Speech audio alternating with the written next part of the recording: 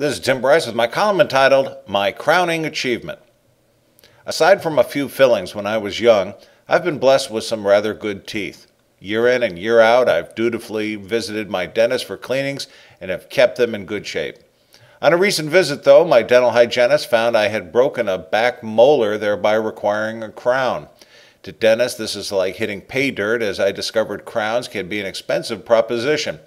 It's not uncommon to pay in excess of $1,000 for a crown. Fortunately, I was covered by dental insurance, which brought the out-of-pocket expense down considerably.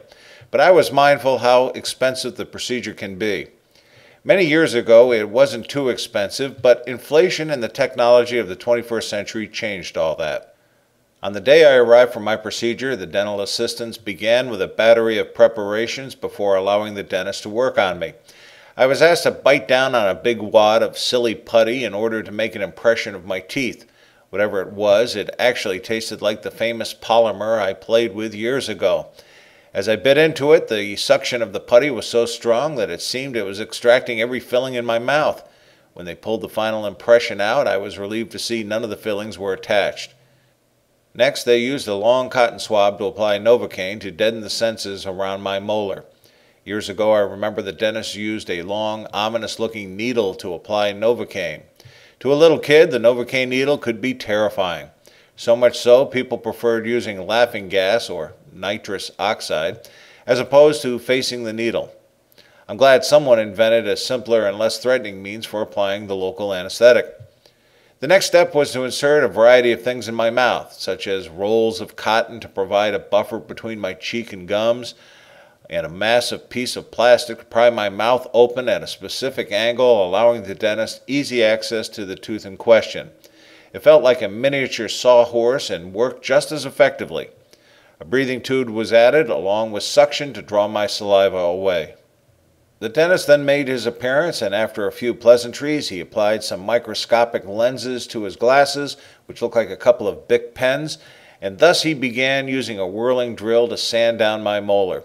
The drill proved to be very effective, and I listened carefully as he whirled and chiseled my tooth down to size. A couple of times I could see smoke coming from my mouth. My eyes must have expressed alarm as the dental assistants quickly assured me my mouth wasn't on fire, that it was just a little steam. Since when does steam smell like burning flesh? I could have easily lit a cigarette if I wanted to. I persevered nonetheless. As I sat there and let the dental staff have their way with me, it occurred to me the operation had turned into something resembling the digging of the English Chunnel. There were workmen with lights and safety glasses protected by barricades and sawhorses as they drilled down into the cavern.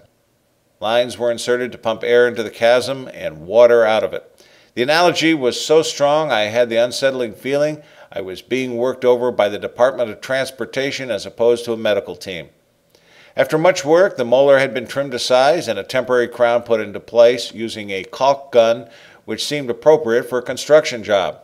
As the dentist finished, the assistants cleared my mouth of debris and equipment and traffic resumed. I just hoped they picked up all the cigarette butts.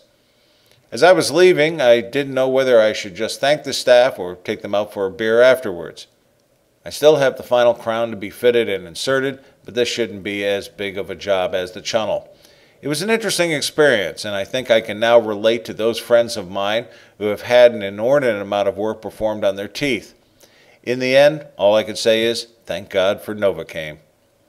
Friends, keep the faith. This is Tim Bryce in Palm Harbor, Florida.